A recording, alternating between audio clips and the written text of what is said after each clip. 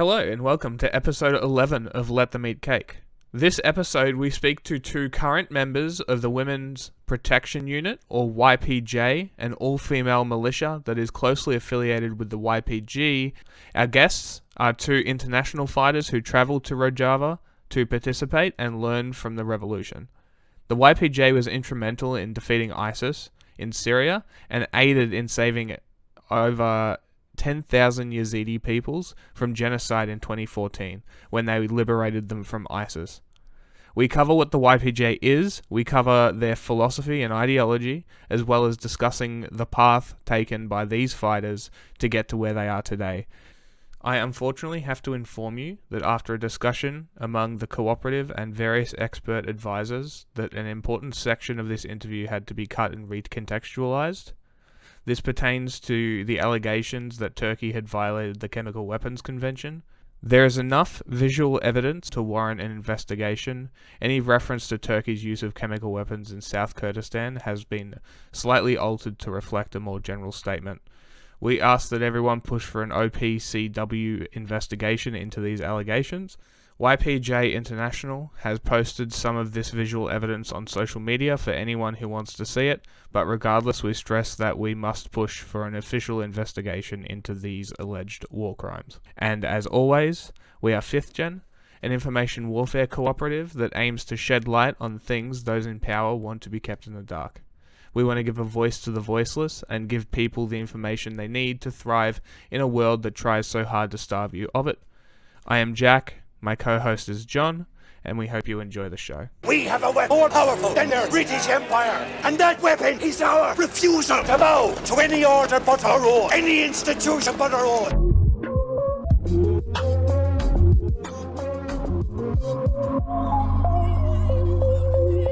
Okay, maybe I start. So my name is Runahi. I'm from the eastern part of Germany, and I'm here for 2 years now in YPJ International. Yeah. My name is Raparin. I also come from Europe, and I also spent the last year a little bit more in YPJ International. So you're pretty relatively recent members. Yeah. Yes. What drew you in? Before I was already in the militant left in Germany and in the anarchist movement. And, I always had a kind of journey, kind of search for the right way to fight, to struggle, the right way how we can get a revolution, change the world, change society. And after a while, I was more like I faced that this way we are going in the German left is actually leading not to something to a real change or giving answers to the problems of society. And especially it stops at liberalism. It doesn't really go further. Yeah, and especially also as a woman, especially in more militant structures, it's really still male-dominated, and the way how we fight, the way how we act, how we organize each other. So I was looking for answers to all these aspects, all these problems, and especially I want to find an answer to the question, how can I fight as a woman? How does a revolutionary struggle looks like? Where women can really not only playing a leading role, but where the whole struggle is more connected to a woman's identity. What about you? How did you get involved? What drew you in? So I was also involved in left radical anarchist feminist movements. And I always had some contradictions. I really always could not understand how we can really build a movement that is really to aim to build a revolution. For me, activism was not enough. I didn't want to split up my life being an activist during the day, but then not acting according to my values. This question of values was really a big question for me. How can we teach society to live according to values that enables a free society? So I was facing a lot of contradictions, and I think it was around the time of Afrin in 2018 when Turkey attacked Afrin. I got to know about the Rojava revolution. And I was reading the books of Abdullah Öcalan, and it was really fascinating to me. I, for myself, as a young woman from Europe, I was reading a philosopher, from the Middle East, a man, and he was giving answers that I was always searching for. He had really good critics on anarchist movements that I always had, but I couldn't explain so much. So I had more an ideological connection to the revolution in Rojava. And then I was just reading a lot and asking myself, what is this revolution? Because it was always said it's a women's revolution. And I have to say at the beginning, I was doubting like how much is propaganda, how much is really true. And for me then, like the only way to find out was to come to the revolution. And why I joined the YPJ is because YPJ, of course, it's a military structure. We fight with arms. But first and foremost, it's an ideological strength. So our aim is really to liberate women and to be able to liberate others. And for me, as a woman growing up in a capitalist system, it was always a need to find myself, like who am I? How can I liberate myself? And in YPJ, I found those answers. I also like because I knew about it beforehand because I was like a journalist, but I didn't really understand what it was about until Afrin happened. I really identify with what you said. Der ki PKK bir kadın hareketidir. PKK'nın çizgisini özgür kadın çizgisi temelinde oluşturur. Erkekliği öldürmeyi esas alır. Yani egemenliği öldürmeyi esas alır. Egemenliği öldürmek demek, köleliği de öldürmek demektir. Did it meet your expectations or did it exceed them? I had really great expectations for this revolution. It was like I really thought now I will go to the place where I always wanted to be. It's like this utopia that never, like that was always so far, and now I will actually go into a revolution that is like really happening. So when I came to Rojava, it was really, I was like flying around more or less, and everything was so nice. And it was also, but I think also, of course, you see here that the reality of revolution is not like an utopia. So there are also problems we have to face, we have to discuss, we have to solve. There's like problems with each other, but also like ideological things that you have to maybe think about in a new way, that you have to find new answers, problems in society, problems in the fight. Like, so I think it's, like maybe I had more this utopian view at the beginning.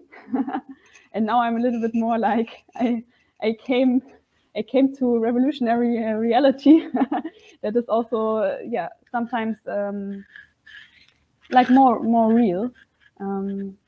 But yeah, I think the way like that that here really is a place of hope, and that like the value of women's liberation, the value of revolution, that it is really the basis of the living here together and of our struggle. That's definitely true. Yeah, I can connect to what my comrade said. As people from the West, maybe we are always romanticizing revolutions when they are abroad, like really like project all of our hope in there. Like as my comrade said, like I don't know, expecting there's this place of utopia, and of course it is not. Revolutions are messy. There's a lot of that's what I always say is there's a lot of that in America because we're like live free or die here, and it's like I've seen so many revolutions and they're all very, very ugly. Yeah, so revolutions are one of the best places to be in as revolutionaries, of course, but it is also the places where there are contradictions, there are a lot of problems. But what I always say, and what I think is the most important thing about the Rojava revolution, is how to solve those contradictions. So in Rojava, the society has a really high level in being politically educated, because it has a long history that even started before the start of the Rojava revolution. Because the Rojava revolution refers like to an older story of a liberation struggle in Kurdistan. So the society is really well educated in sense of political values. But of course they're humans, and as humans we always have problems. And now Rojava being attacked from Turkey, being under the embargo because it's a part of Syria, facing like terrorist gangs like ISIS, there's so many problems from the outside that for me it's still like a miracle how this revolution can be while being under so much threat. So this was for me like something that I have to say exceed my expectations, because I was not aware of before I went here that it's such a difficult situation economically in times of war attacks, also in times of attacks within the revolution, that still the society is able to organize itself. Like this was for me something I didn't expect. And I think as revolutionaries, we have a commitment of honesty. We need to be honest. We need to be honest with our own mistakes and also with the mistakes of our revolutions. If we say, oh, our revolution is perfect, there are no problems, we're just lying to ourselves. And then we're ending up in some what politicians are doing in the so-called Western liberal democracies. So we need to be honest. And what I found in the revolutionary movement here is really an honesty about our own problems. Like I never saw any other movement where own problems. And when I say own problems, it's the problems of the organization, but also individual problems. Like which problems do I, as a revolutionary, with the personality that I get in capitalist system, these problems I also bring and I also live. Like how can we solve them? Like this is something that surprised me when I came here, really to be honest with the problems, to analyze what are your individual problems that you bring here that are maybe that prevent you from being a militant in this revolution and how can we solve them, but also to be honest with the problems in society. Friend saw a photo of two shaheeds and she was smiling really sweet, and I asked her if she know them, and she said no, but they are friends, they are Hevas. We always have this individualism from Germany. We don't know someone and so we don't care actually, but they are really like, they fight for the same things. They were also Hevas, they were also humans, and they died especially for what they believed in. I wanted to talk a little bit about the philosophy. I'm on the show, I've said several times, I'm not a fan of Marx. I mean, if you write a book called The Jewish Question, I don't think I can be a fan of you. The whole thing about the class struggle, though, I mean, we had revolutionaries in Mexico before him, with the old school Zapatistas. I think the ultimate end goal of the class struggle, when you get down to it, is gender and gender roles. According to the philosophy of Öcalan, we have to analyze this that like the first slave, also the first colony, and more or less also the first class was the woman that was oppressed. And only because the woman was oppressed, only because of this process, it was possible to establish this power system, because it was all on the exploitation of her labor was the basis that men could build up all the system of occupation, of power, of building up states, and also capitalism. So I think, yeah, of course, and it's like still, if you look also today, what is the system like grounded on? I agree on what my friend said. Like if we have a deeper look on the philosophy on which the Rojava revolution is built on, when we say our aim is women's liberation, we don't say that we will make this separately from gender liberation at all. So we don't aim a system led by women where like the oppression is shaped and now women are on the forefront and doing oppression to others. The basic principle of our philosophy is no one is free until all are free. And this is why when we later can talk about democratic confederalism, also like the freedom and the right of self-administration of different ethnic groups and religions is really, really important in this revolution. But coming back to the question of women, when we say we want a women's revolution, it basically means that we want to organize the society in a way that women can, for the first time in history, really become free from this patriarchal mindset, from the slave mentality, and also from all the economical factors, from all the material conditions that hold her as a slave. So this is our main aim when we say we want a women's revolution. And also, I think like a women's revolution is also not only meaning like to free or to liberate women, but also to liberate men. Like because you have the slave mentality of the woman, but you also have this master mentality of the men, and both is creating a system of suppression. So this is like to build up a society with values, like where you care for each other, where you're not only doing your own thing and like try to get as much as money or as much as possible, but like actually to look after each other and to build up a world where everyone can live in. The toxic masculinity is real in right now in the West. Very bizarre how it sprung up very recently, and it's like in retaliation to the feminist movements that are going on. And it's like, I think that's something that they don't realize. The reason why you feel so sad, bro, is because you're in this society. Like you can liberate yourself from it. Yes, I would like to add something. So Abdullah Öcalan, he proposed a theory which is in Kurdish called Kushtina Zalam. When we translate it into English, it's called killing the dominant man. So really, really early, Abdullah Öcalan had the idea that in order to live in a free society, actually in order to reach socialism, we need to kill the dominant man.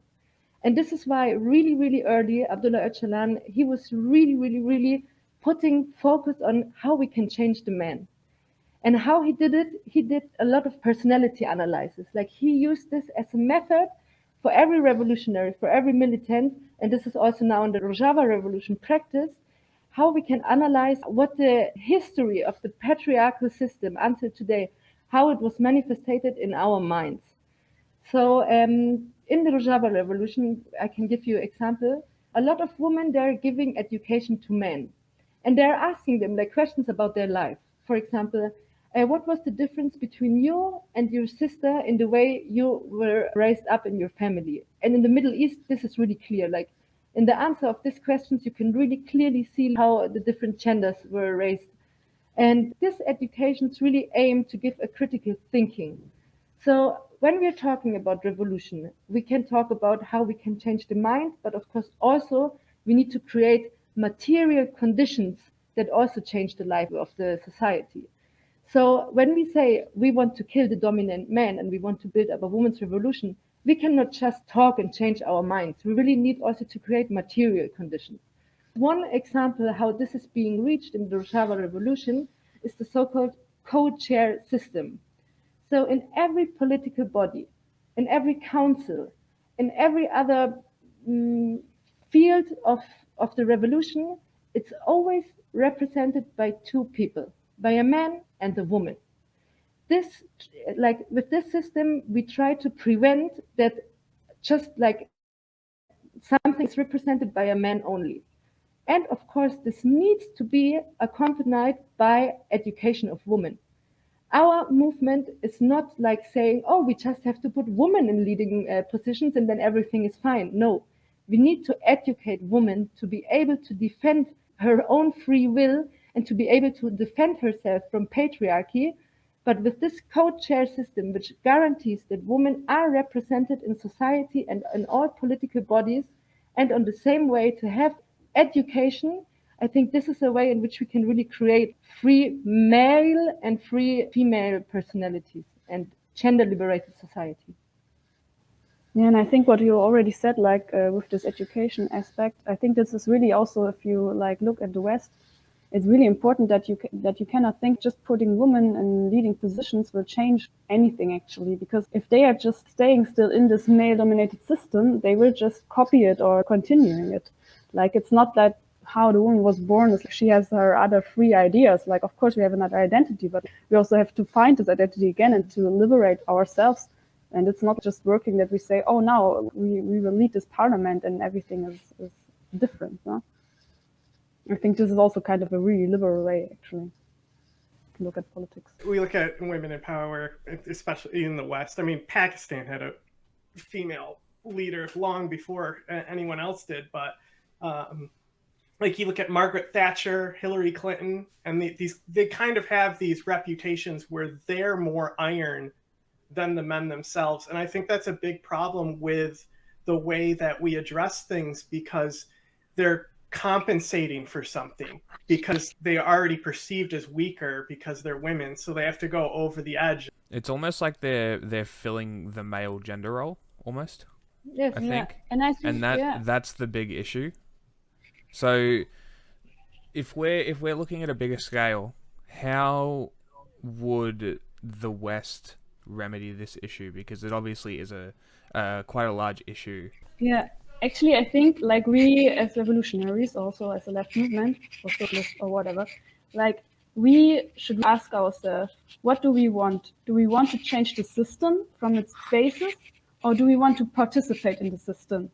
Because like now women in power positions, they just participate in the system. So they fight for that they can also be as powerful as men and as rich as men and as oppressive as men. But it's not changing the mentality. And this is also like, I think, a mistake that the left movement is doing a lot.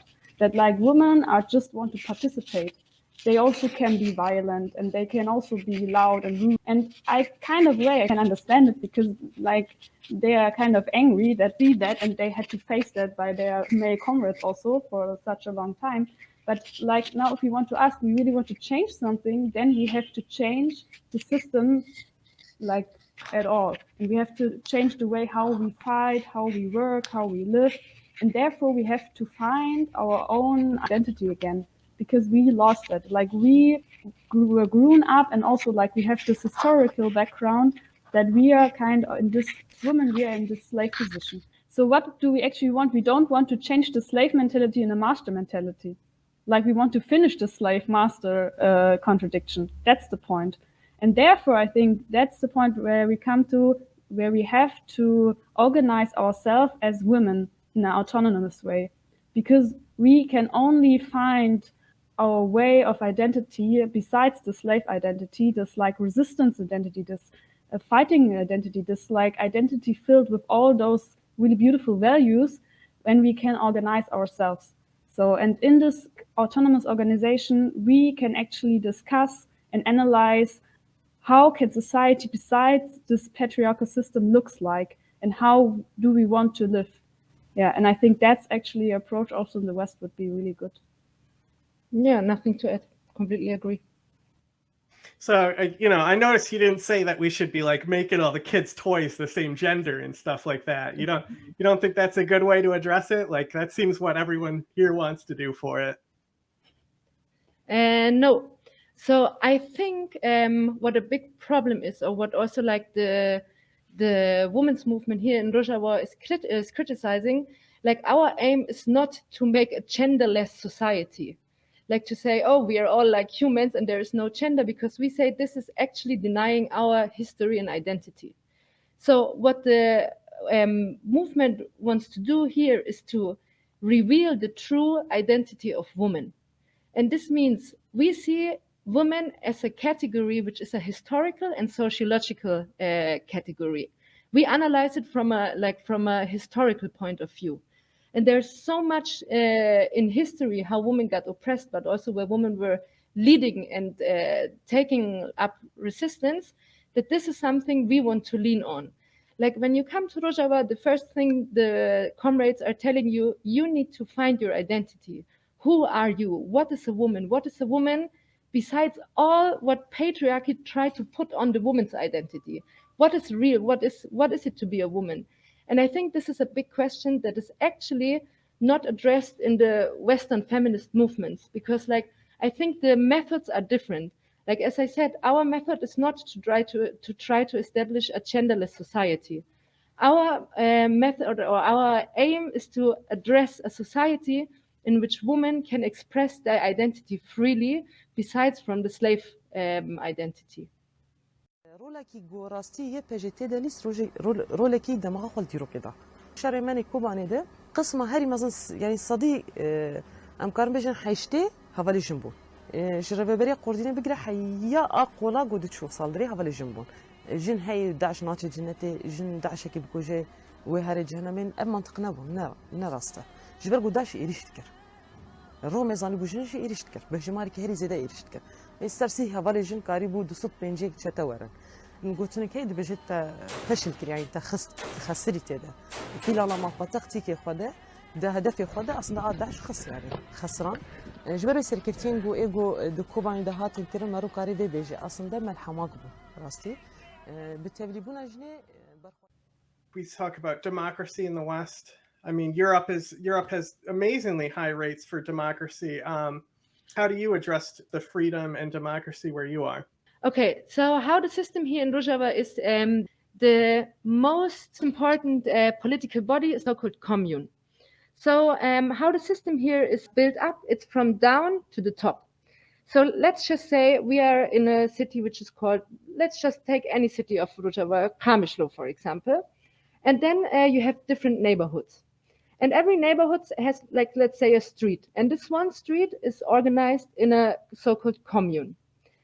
The people there, they're meeting in their communes, in their councils there, and everything which is like what they need for their life. For example, the petrol, benzene for the cars, like all those things. This is all organized in those neighborhood councils and communes.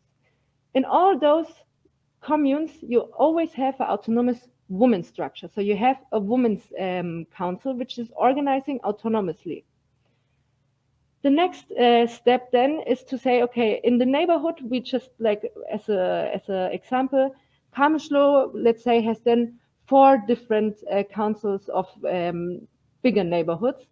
So it's the next level where people delegate to the next level, and then they're discussing everything which has a wider scale, which is not just organized in the communes, but on the neighborhood level. And then we go up, we go on the city level, then we go on the canton level, and then you have this autonomous administration of North and East Syria. So this is like then the most top council that is like organizing and administrating the needs of the people. And what is really important, it's about administration. It's not about ruling. Like this is really, really important. It's not like a top to the bottom concept that people are ruling over other people. No, it's from down up. It's like from the communes, things that are getting discussed go on next level, and then really on the top level, we just have this administrative task of this body. Yeah, and I actually like, besides this organizational view, I think like this model really reached the goal that people actually seeing their responsibility for their own lives and for the lives of the people next to them again, and also for their place where they live, for their homeland, like they at the end also to defend themselves, to organize themselves, like to like not only seeing political things like something far away, but something that is actually like connected with their life at any time. And I think what I also want to add, like what I also kind of knew, I had some new thoughts when I came here. We also, like in the Western world, no, we also say like we have democracy, or some people say there's democracy, but actually it's more of this: everyone can be what he or what she wants, but as an individual. Wide approaches, different opinions, and by that you can actually build the society. I think that's really, really an important point. What I want to add regarding democratic confederalism is that you really have a really vivid civil society. So, for example, when you come to North and East Syria, we say North and East Syria because Rojava is a Kurdish word. It's called West Kurdistan in Kurdish language. But actually, when you look in the territories of the autonomous administration, the territories of the revolution, it's wider. So in a politically correct way, we say North and East Syria to include also other ethnicities, because this is not a revolution just for Kurdish people. This is really important. So when you come to North and East Syria, you see many, many associations, cultural associations, cooperatives, like the civil society is organizing itself in so many different ways. Here, there are not just living Kurds and Arabs. You have Armenians, you have different Christian people, you have a lot of indigenous people on this land. And with this democratic system, everyone is guaranteed to organize itself without having to lose their own cultural identity. This is really important. When I was talking about the different level of the autonomous administration, it's always guaranteed that minorities are represented inside there. So it can never be that any decision is made without the participation of the different ethnic minorities that live here in North and East Syria. So this system of democratic confederalism not just guarantees the representation of women and different ethnicities, but really everyone who wants to organize itself with an own identity can organize itself. And this is why sometimes it's really funny when you walk on the street, you can see, oh, here's the Assyrian Association, here's the Association of the Drivers, here's the Association of the Bread Makers. Like really, yeah, every group in society that you can imagine has the right to organize itself. Like this is something that really fascinated me in this system here. And I think that's also really interesting if you look like how the West is looking on the Middle East. It's always this, it's like those different cultures that cannot live with each other, and we have to build thousands of states for that they can only live in there and not oppress. Like the Middle East is really seen as like this problem where people cannot live with each other, and actually like democratic confederalism is a proposal for a solution for that, that says that's brilliant that you have all those cultural identities, those varieties, like it's like a big value, and on that we can build up democracy. So how would that scale up, and would you say that it's slow but effective? Is that how you would describe the system? Yes, okay. Talking about time is really different here in Northern East Syria. So the system here sometimes is a little bit slow because it is so democratic. And, you know, people are making jokes also about this, because if you just think in a capitalist logic of effectiveness, of course, if you have like a state, one president of a state, and he makes a decision, it's really fast. So yes, sometimes the system here is a little bit slow because people are discussing a lot. Like really, you will not imagine how much discussion is going on here in Northern East Syria. You always have to think, what is most important for you? Is it that you really want to have a radical democracy, a stateless radical democracy, and you lose a little bit maybe of effectiveness? Or you want to have a top-down system, which is really effective, but without any democratic participation? So yes, I would actually agree on your analysis. And it's also the question how you see this effectiveness. If you see it, it's like you have to make decisions really fast, and then actually no one is caring for it or is only doing it because they are forced to, then we can say, okay, our system is slower. But here, the people are discussing so much. At the end, it's this decision they made by themselves. So maybe it's the decision itself is a little bit later, but then like everyone is fine with it, and also really it's according to what they want. So I hear from the Free Syrians, internationalists, they're very disconnected, I think, and they just believe a lot of the things that Turkey says. So they say that it's not an inclusive system, and that all the minorities there are just tokens for you. They're token for? What does token mean? Oh, so token is like it's a phrase that we have here, but it's basically it's like I have a black friend, so I can't be racist. Okay, I understand. Okay, so like you say, it's like just more like it's not really true that it's an inclusive system. Like I would really say like this is not true at all. For example, here in Northern East Syria, we have 3 official languages. It's Arabic, Kurdish, and the Aramaic language from the Assyrian and the other Christian minorities. So everything is in 3 official languages. Also, of course, you have a lot of areas which are majority Arab population that with the fight against ISIS fall into the territory of the autonomous administration. And of course, you have problems there. Sometimes you have cultural misunderstandings. But what the good thing about the system is, it's led by the people itself. Let's talk, for example, about the city of Raqqa. Raqqa was the so-called capital of ISIS Caliphate.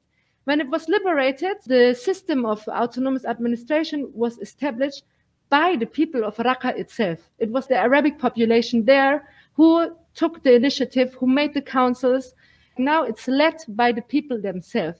It's not like Kurdish people coming and being in Raqqa and telling them what to do. No, it's the people from Raqqa who are making there. And of course, you have, like everywhere, you have people who don't agree with the system. Of course, you have it. But I think the question is how we are addressing those people. Do we punish them? Do we exclude them?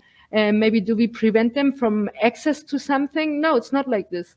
The biggest strength of the revolutionary movement here in Rojava is really to try to convince people. It's really like the power of words or the power of action also. Like really to try to make people understand that it's good that they organize themselves. They say, for you, it's better to organize yourself than the Syrian regime is coming and tell you what to do. This power of convincing people is really, really strong in the revolutionary culture here. I agree. Well, talking about punishment is actually very interesting because I'm curious about how punishment is dealt with or organized or that sort of thing. Law enforcement as a whole? Yeah. Yeah, I'm really happy to on that talk a little about bit. this. The Rojava Revolution is actually trying to have an alternative justice system. We live in a war zone, so of course we have internal security forces. They're called the Asaish, and they have police-like tasks, but it's not a police. Why is it not the police? Because it's not there to protect capital or the state. It's there to protect the people. When we go like on a justice level, I told you about the neighborhood councils. So for every neighborhood, you have also justice committees. They're trying to make an alternative system of justice. We have, for example, a lot of justice academies here where people can educate themselves about a different understanding of justice. Let's make up an example. There's a case of violence against women. So what is happening in northern Syria is that they go to the Mala Jin. This is translated in English into the woman's house. This is a place where justice is created, we can say. So the man and the woman, they go there, everyone is being heard, and then together with like the people from this woman's house, a solution is found. And it's with talking, discussion, they're hearing like, okay, why is it like this? They're really trying to find solutions. With this method, actually a lot of problems in society are being solved. But of course, there are also like problems which cannot be solved. And then, of course, there are also court cases. There are courts here, but also the court system is really different. For example, there is never a court with just one judge. It has to be 3 or 5 judges, and always women need to be part of those judge system. So this is really interesting. Like it's never one person making a final decision. When we look on the system of punishment, we need to say, yes, there are also prisons here. And who is in prison? For example, cases of murder, of, I don't know, human trafficking, like those things. And we once went to the Justice Committee, like the whole Northern East Syria, and I asked them about the numbers, like how many people are in the prisons here. And he said like a number, like, I don't know, maybe less than 600 or something like this, which is like an incredible low number when you think about the whole northern East Syria. Of course, in this number, it's not the ISIS members included that are here in the prisons. Just on a society scale, prison is seen as really like the last step. It's really first, how can we solve our problems in our community? When it's related to gender violence, then of course the women's movement is really engaged in this. But the system here is not based on the fear of coming into prison. Like prison is a last step, and as you can see in the numbers, it's really like really low cases of people who are facing prison. Of course, when there is murder or something, then people are getting judged. But like on a smaller scale, like this nation state mentality really of punishing people, it's not like this. And actually I think maybe I can add also like this having prisons is maybe a contradiction for some people from the left. And also for me, I can also say like I'm also not a fan of prison, but I also see in the reality that the revolution and the society now doesn't have another answer for this problem. And that doesn't mean that that's now the solution and it will be forever. It's like there are discussions on it. There's still a search for how you can solve these problems in another way. But that's maybe, I think, this difference between this utopia and this revolution, how it's actually like happening. That there are sometimes things you have to admit that you cannot solve it in another way now. And that's also okay if you see it as a problem and you can say by yourself, it's a problem and I see it critical, but I'm looking for another solution. Yeah. On the topic of prisons, the Daesh prisons are a serious problem. I mentioned this in DMs about how basically I feel like the West has basically just left the bill with something that's totally their fault. Wouldn't really be there if it wasn't for them. And how much are international citizens that should be repatriated and given fair trials in their own country? Like actually for the men, I don't know the number. I know that there are still like 8,000 women and children in the Al-Hur camp that are like not from Syria and also not from Iraq that should be repatriated. And I think there's also, I really don't know now the number of the men, but it's like a high number. I think like this is a really big problem, this whole dealing with ISIS. And I think it's also not about repatriating. It's also about like the states left their Daesh members here and they don't want to get them back. But on the other hand, they're supporting Turkey that is also in the coalition against ISIS, that is attacking us permanently and is not giving us a quiet moment to even think about how we can deal with all these ISIS members. And on the other hand, is also like cutting our resources, making people flee. There are not only like these Daesh camps, there are huge refugee camps that fled from Turkey and from Turkish occupation. So I think it's like we really should see this also from a broader view, that it's not only not repatriating, it's also not supporting and also attacking with the self-administration. Yeah, I want to add something to the Daesh prisoners here. So what happened when in March 2019, when there was the last battle like in Baghuz against ISIS, tens of thousands of ISIS members, militants, their wives, the children, they gave themselves, they handed themselves into the hands of the Syrian Democratic Forces. Then what do you do when you have a lot of like enemies handing themselves into you? They put them in the camps. And from this point on, the autonomous administrations, all the military forces, the Syrian Democratic Forces were constantly asking the international community for support, because Daesh, it's an incredible amount of people from around the world came to Iraq and Syria to join these terrorist organizations. They are now here. The camps are full. You have really from every different country of the world, you have still the members there. What the autonomous administration proposed, they say, we need to build up an international court here on this land where ISIS committed all those atrocities. But the internationalist community is saying, well, northern Syria is not a state, so we will not do it. So then the administration, they said, okay, then you need to repatriate your citizens. It's your responsibility to repatriate them and to bring them back in your country and to face justice there. And the states, they didn't act. For a really long time, they did not take any of them. Like now in the last weeks, like a lot of countries like Australia, Holland, Germany. Germany is the only one that's been actually seems like they're taking anyone at this point. And they are just taking women and children. But here the Daesh prisons are full of men, and they're like extremists. They're like Daesh fighters. And something which I want to say is what the country of Iraq is doing. They are like giving death penalty to ISIS fighters. So for a long time, the autonomous administration, although like this is something where really this revolutionary ethics really is becoming clear, they did not give the Daesh prisoners to Iraq because they would face death penalty there.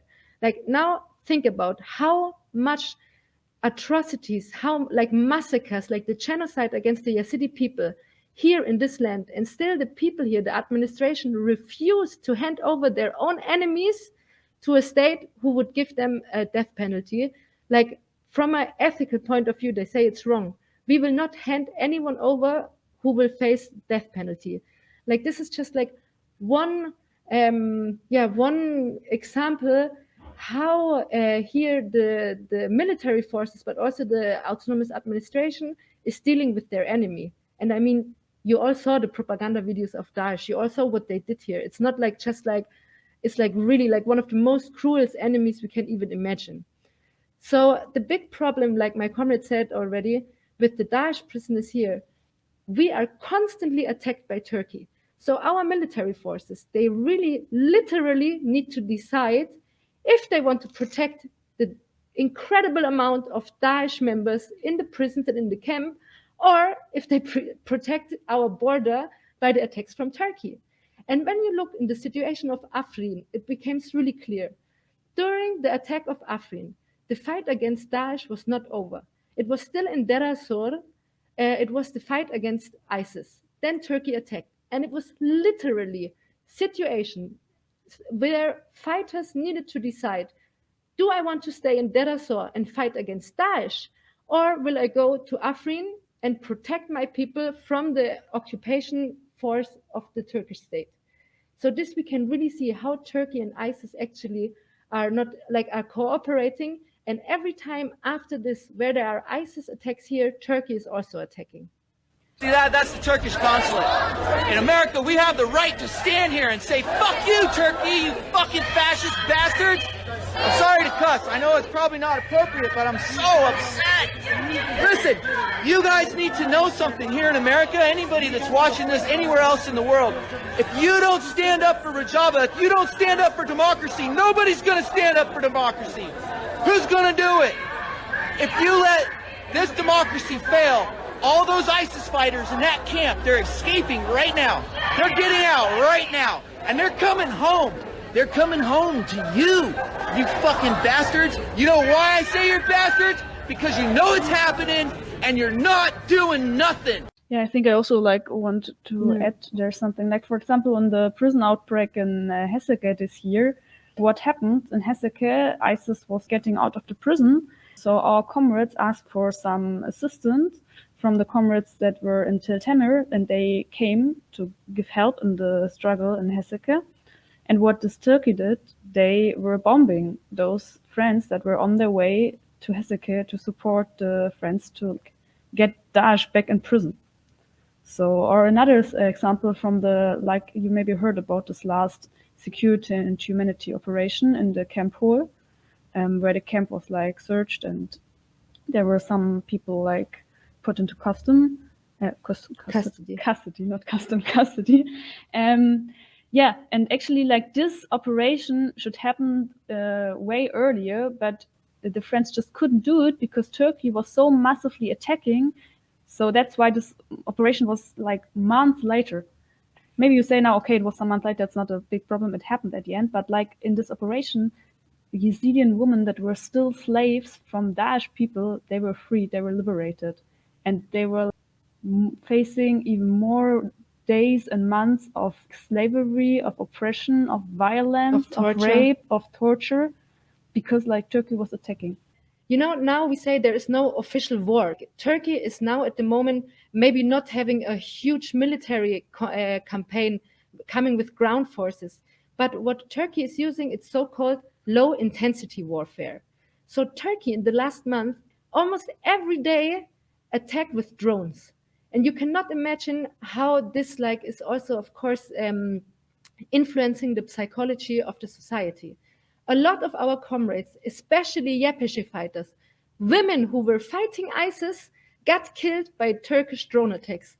We lost so many of our beloved comrades in the last month because Turkey attacked with drones on cars.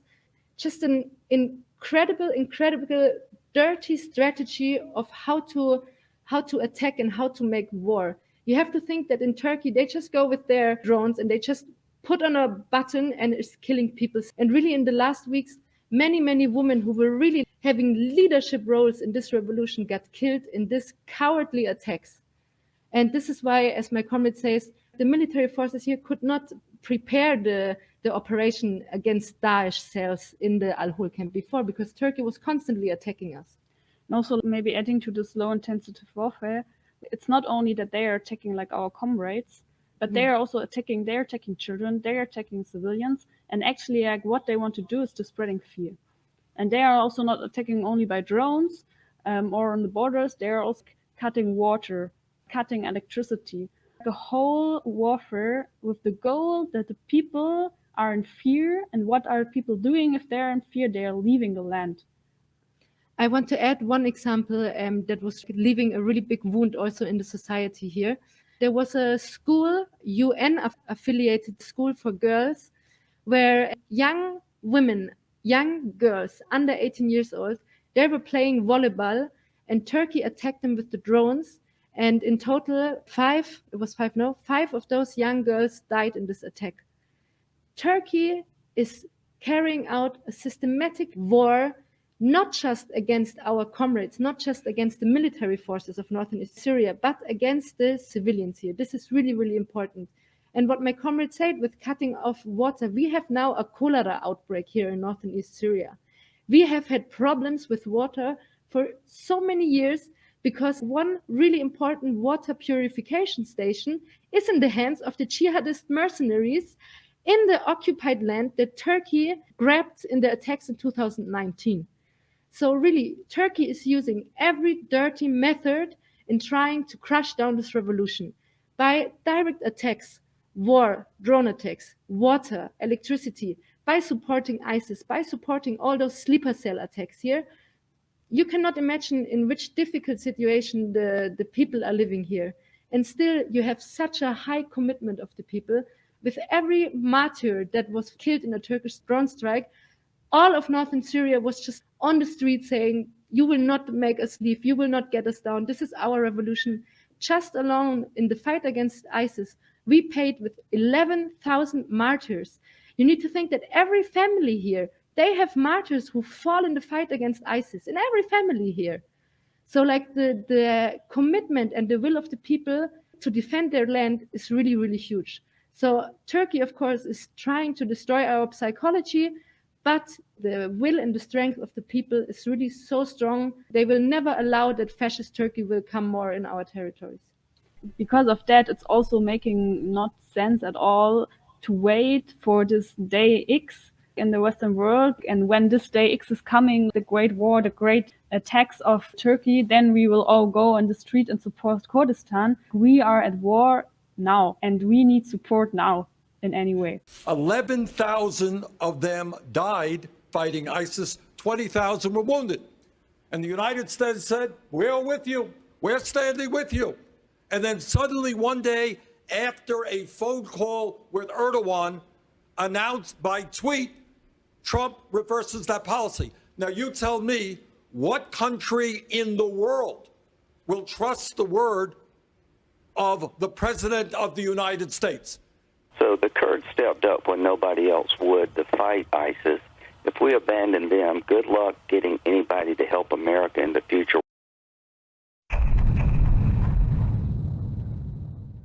So I just looked up whether there was any media coverage of the incident that you mentioned with the 5 girls that died. There is 0. So with that being said, do you think that Western media coverage would do anything? Do you think people would care? Do you think people would step up and actually do something? Or do you think that the media's coverage of Kurdistan being sullied by sexualization of the fighters and whatnot has basically destroyed their reputation on this? NATO interest is also another part of that as well. I think if there would be media coverage, so of course it's also the question of in which way, but I think people would care. Because people normally care if children are getting killed. People are normally care if, maybe, though I can also say, no, our society is really on a bad condition, so maybe they would only care for an hour and then they will forget it again, but at least they will wake up maybe for a moment and say, and think like, oh, this is really not okay, what is going on there. I think that's also the reason why Western media are not covering it at all. It's all only about like the Ukrainian-Russian war, and like the war here is like really not existing at all. And why is it not existing? Because Turkey is such an important member of NATO and also for the European Union especially, like a really, really important ally that they don't want to lose at all. Yeah, I want to add that, yes, we need journalists here. We need critical media coverage, like really. The problem is that a lot of journalists, they're not coming here because it's a war zone. We see that a lot of journalists who are covering here, they're actually in Turkey or they are in Lebanon. They're not here. And so this is why it's so important for journalists to come here and to really to cover this conflict. And as my comrades say, if you now look how the whole world is now having the attention on Ukraine and Russia, like you need to think Turkey has such a strong role in the NATO that it's just not known, because like Erdogan is really clever in using the Russia's war against Ukraine. He's really clever in using this, and in the shadow of this war, he can just use the most dirtiest methods, and this is happening in front of our eyes. We have the proof, we have the footage. Here in Sarıkanye in 2019, Turkey was using white phosphorus. We have doctors who made official documents. And everyone knows it, but it's just not talked about because Turkey is a NATO member. So yes, we need courageous journalists, we need media to cover this and to talk about this. I mean, just look at, when the sarin attacks, you had chemical inspectors on there. Like, sarin degrades extremely quickly. Like, they were there quick enough to get a sample of sarin, Usual burning, you see.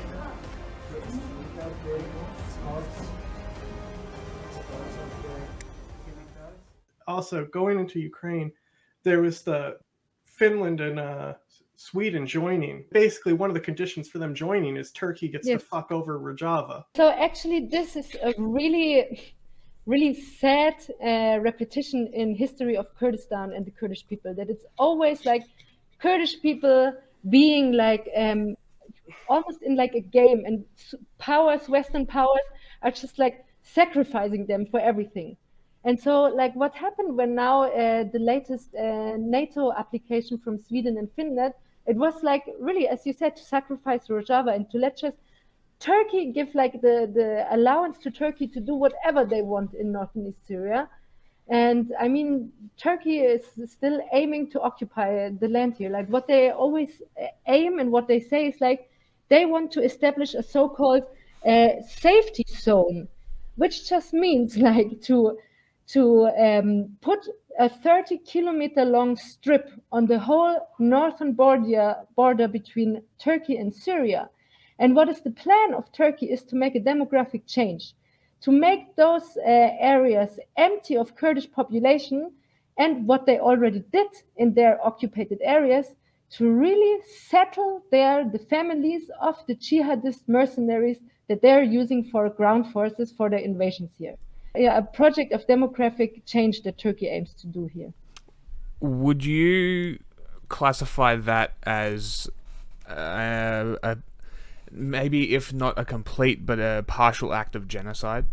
Yes, yeah, I of definitely course, do. Definitely. I think that's also a point that really should be understood in the West, that it's not like a normal war, it's like a genocide. Yeah, the exactly. aim is to eliminate the Kurdish people, like to kill them, but also like to kill the culture and kill this Kurdish identity. A genocide on really different layers, and not only the Kurdish people, also the Yazidi people, like actually everyone who's not Turkish.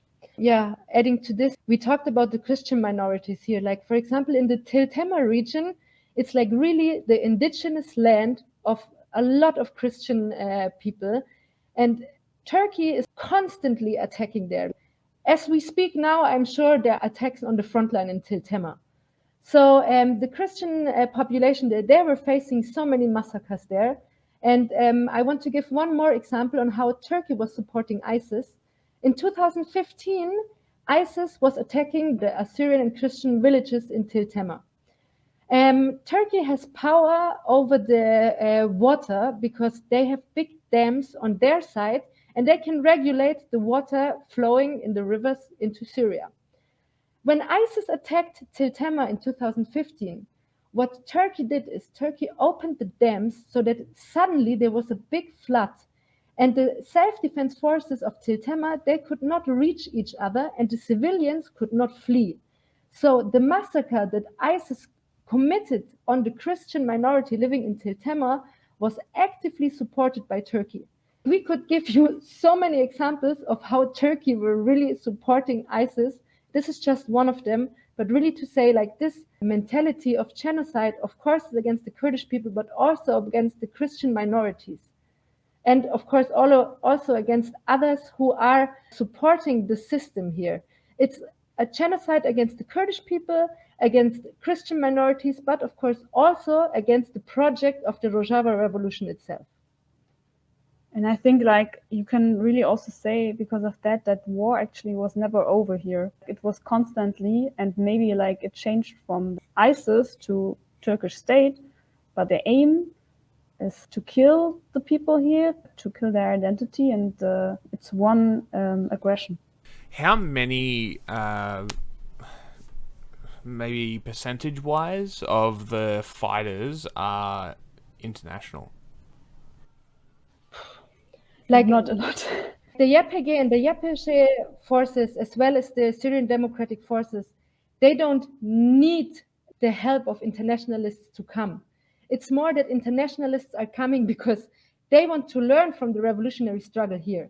So let's say the YPJ does not profiting in a military way that internationalists are coming, but we are profiting in learning the methods of the revolutionary movement, the ideology, because we as internationalists, we saw that we have contradictions in our countries of our struggles that we could not solve, and where the revolution in Rojava can give us answers. So the aim of internationalists coming here is getting to know the revolution, getting to know the ideology, and spreading it into the world. Yeah, but I also think it's about this what the comrade said, but also to strengthen this value of internationalism. Like internationalism was always like a big value in this revolution, but our task is also to come here and to share our histories, actually the history of resistance in the world, and yeah, to be part of this internationalist struggle. When it comes to internationals, I think I saw a lot more when they weren't really there. Because like I said, it wasn't until Afrin until I really got what was going on there. I was covering it because they were fighting ISIS. And I think back then there was a lot of internationalists. I know a lot of Americans who went there to fight ISIS, but very few of them came back with the ideology. I know one guy who did, though, a really good friend of mine. Do you plan on returning and bringing the lessons that you have home with you, or do you plan on staying forever? At least for me, I can say that at one point, I plan to go back and also to spread the idea. But actually, I think like also times changed a little bit. In the time of Afrin, there were still a lot of fighters here that came actually to fight ISIS.